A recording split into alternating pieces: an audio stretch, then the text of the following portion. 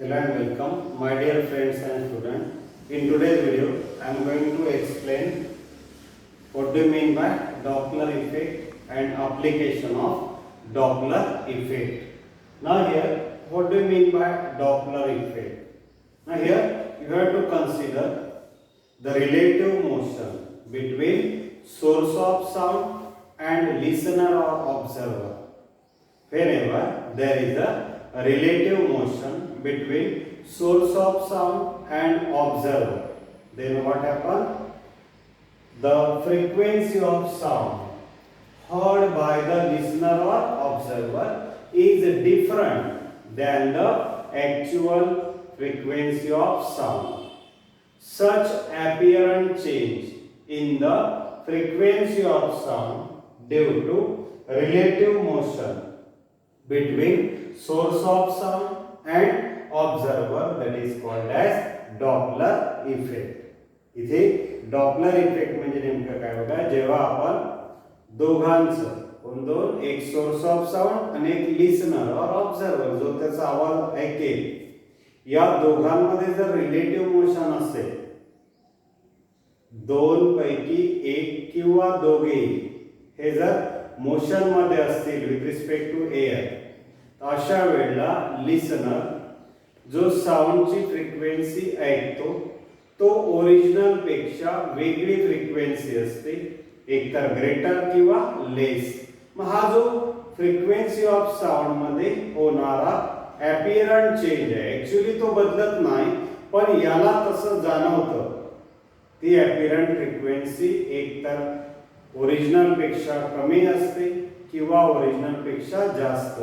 मग हा जो आभासी, अपीअरंट म्हणजे आभासी होत नसून आपल्याला तो जाणवणारा, मग हा जो चेंज आहे, apparent change in the frequency of sound, कशामुळे? Due to relative motion between source of sound and observer किंवा listener, that is called as Doppler effect. म्हणून आपण इथे लिहिलंय की whenever there is a relative motion of one object with respect to other, त्याला आपण relative motion म्हणतो. जेव्हा दोघे मोशन मध्ये असेल तर इथे आपल्याला कन्सिडर करायचं आहे विथ रिस्पेक्ट टू एअर. मग whenever there is a relative motion between source of sound and observer, जेव्हा जेव्हा या दोघांमध्ये रिलेटिव्ह मोशन असेल, कोण दोघे? The source of sound and observer, तेव्हा काय होतं? The frequency of sound heard by the observer or listener is different than the original frequency of sound.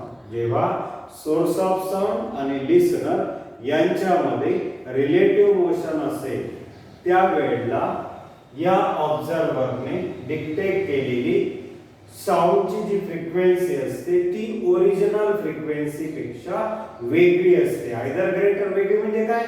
तर आयदर ग्रेटर और लेस. म्हणून माहिती लिहिलंय different than the original frequency of sound. Such apparent, आभासी, आपल्याला तो जो ऑब्झर्वर असतो त्याला होणारा तो भास असतो. ऍक्च्युली फ्रिक्वेन्सी साऊंडची तिथे चेंज होत नाही, पण याला ते जाणवतं.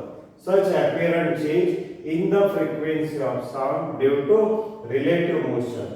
हा बदल कशामुळे होतो? Because of relative motion between source of sound and observer. यालाच आपण डॉपलर इफेक्ट म्हणतो. त्यानंतर यालाच आपण अशा पद्धतीने लिहू शकतो की if either source or sound, source of sound or listener or both, दोन पैकी एक किंवा दोघे, याची ती कंडिशनच आहे. Doppler effect observe only when any one of them or both are in motion. When both are at rest position, this effect doesn't observe. जेव्हा दोघेही रेस्ट मध्ये असेल तेव्हा हा इफेक्ट ऑब्झर्व केला जात नाही. म्हणून मग if either source of sound or listener or both that are moving with respect to air, एकतर सोर्स ऑफ साऊंड किंवा लिसनर किंवा दोघेही हे जर मोशन मध्ये असेल विथ रिस्पेक्ट टू एअर, तर काय होईल? The listener detect the sound whose frequency is different than the original frequency of sound. This effect is called as the Doppler effect. अगदी साधे एक्झाम्पल आपण घेऊ याला एक्सप्लेन करण्यासाठी. हा आपण डेली लाईफ मध्ये पण ऑब्झर्व करतो. मग याचा जो फॉर्म्युला आहे ऍक्च्युली आपल्या टेक्स्टबुक मध्ये दिलेला आहे, नुसतं शॉर्ट मध्ये व्हॉट इज डॉपलर इफेक्ट. पहिले वेगवेगळ्या आपल्याला कंडिशन एक्सप्लेन करायच्या होत्या आपल्या नॉलेजसाठी, आपण ते पण इथे एक्सप्लेन करू. तर इथे तुम्हाला अपीअरंट फ्रिक्वेन्सी काढायची असेल तर हा फॉर्म्युला आहे apparent frequency equal to original frequency. NA means apparent frequency of sound. N means original frequency of sound. V means velocity of sound in air. VO velocity of observer means listener. VS velocity of source of sound. मग इथे हा formula बघा NA equal to N in bracket V plus minus VO upon V minus plus VS. मग आता इथे दोन दोन sign दिलेले आहेत, तर कोणती साइन केव्हा वापरायची? Select the upper sign when distance between them decreases. त्यांचं मोशन अशा प्रकारे असेल की त्यांच्यामधलं डिस्टन्स जर कमी होत असेल, it means when they are moving toward each other. जेव्हा सोर्स ऑफ साऊंड आणि ऑब्झर्वर हे एकमेकांकडे मूव्ह होत असेल, म्हणजेच त्यांच्यामधलं डिस्टन्स कमी होत असेल, तर अप्पर साइन वापरायची. म्हणजे न्यूमरेटर मध्ये ते V प्लस V होईल, डिनॉमिनेटर मध्ये V मायनस.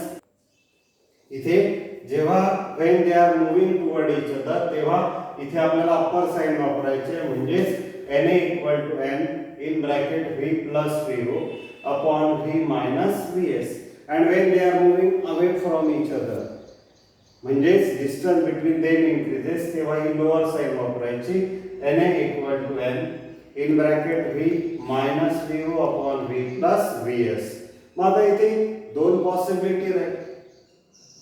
एक तर they are moving toward each other and when they are moving away from each other. So it is observed that when they are moving toward each other, जेव्हा source of sound आणि observer हे एकमेकांकडे move होत असेल, और when distance between them decreases, in that case what happen? Apparent frequency means frequency heard by the listener is greater than the original frequency. जेव्हा source of sound आणि observer हे एकमेकांकडे येत असतील, तर अशा वेळेला त्यांच्या जी अपीअरंट फ्रिक्वेन्सी असते ती greater than the original frequency. आणि जेव्हा अपोजिट केस असेल, when they are moving away from each other, तेव्हा apparent frequency is less than the original frequency. त्याचे जे एक्झाम्पल आहे बघा, ते इझी आहे. आता समजा you are standing on railway platform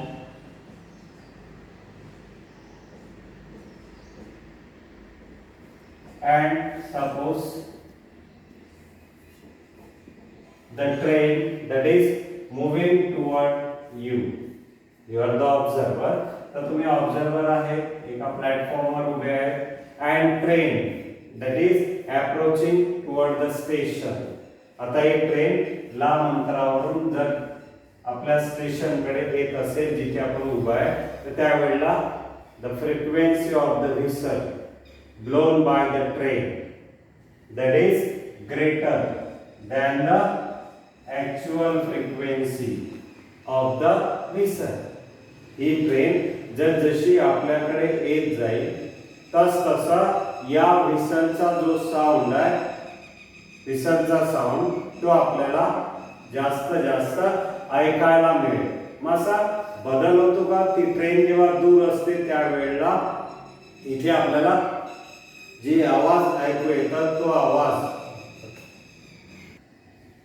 जेव्हा ती ट्रेन आपल्याकडे येते त्यावेळेला त्या ट्रेनने जी व्हिसल ब्लो केली आहे त्याचा जो साऊंड आहे तो साऊंड आपल्याला हळूहळू जास्त जास्त ऐकायला येतो. दूरवर जेव्हा ती ट्रेन असते तेव्हा आपल्याला ऐकू येणारा आवाज हा कमी असतो आणि ती ट्रेन जसजशी आपल्याकडे येत जातात तसतसा तो आवाज जो आहे तो आवाज हळूहळू आपल्याकडे जास्त ऐकायला येतो. and as soon as the train leave the station, आता ही ट्रेन जेव्हा स्टेशनला सोडेल आणि ऑब्झर्वर पासून दूर जाईल तेव्हा the frequency of the whistle blown by the train that become weak and weak. जसं आपण आता ही ट्रेन या स्टेशन पासून दूर जायला सुरुवात होईल तस जो काही आवाज हा ऑब्झर्वर तिथे डिटेक्ट करेल त्याची जी फ्रिक्वेन्सी आहे ती तुम्हाला लेस मिळेल. अपोजिट इज द केस. आता इथे आपण काय केलं की source of sound is in motion and observer is at rest. दुसरं जे आहे, आता समजा आपण आपल्या कॉलेजकडे जात आहे आणि कॉलेजची जी बेल आहे that bell start ringing when you are moving toward the college. आता तुम्ही कॉलेजकडे जात आहात and the bell of the college that start ringing.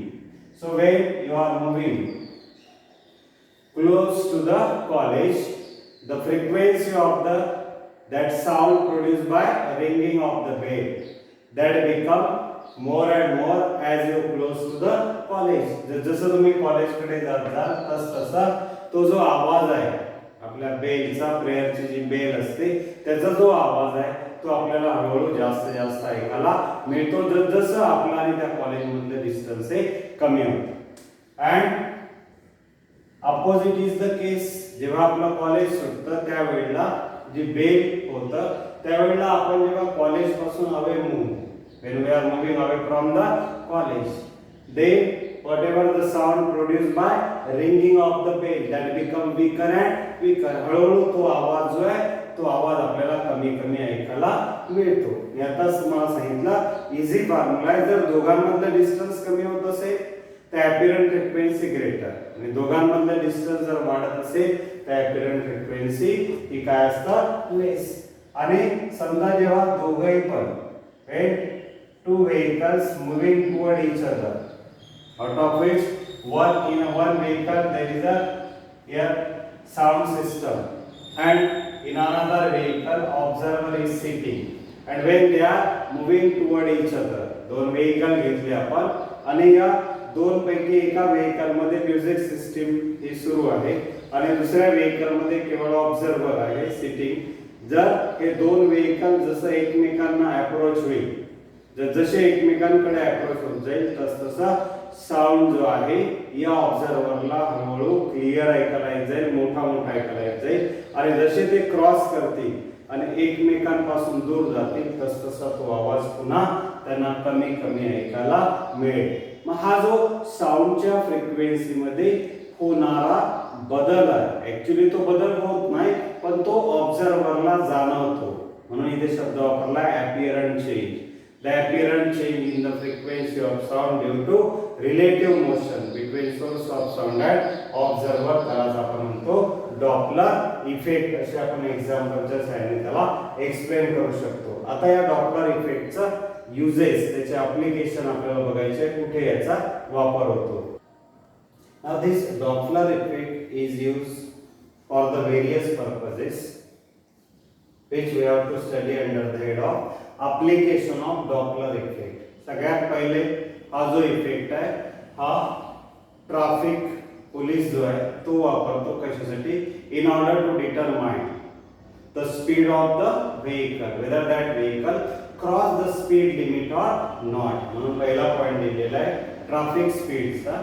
So Doppler effect is used by the traffic police to determine speed of vehicle to check whether that vehicle cross the speed limit or not. जर समजा traffic police signal वर उभा असेल आणि vehicle त्याच्याकडे येत असेल तर त्याने जो ऐकलेला आवाज आहे तो आवाज हा ऍक्च्युअली त्या गाडीचा जो काही साऊंड प्रोड्यूस होईल त्याच्या फ्रिक्वेन्सी पेक्षा ग्रेटर आहे. पण तिथे साऊंड किती वेळा डिटेक्ट होतो त्याच्यावरून त्याचा स्पीड तिथे कॅल्क्युलेट केला जातो. म्हणून Doppler effect is used just to determine whether the vehicle cross the speed limit or not.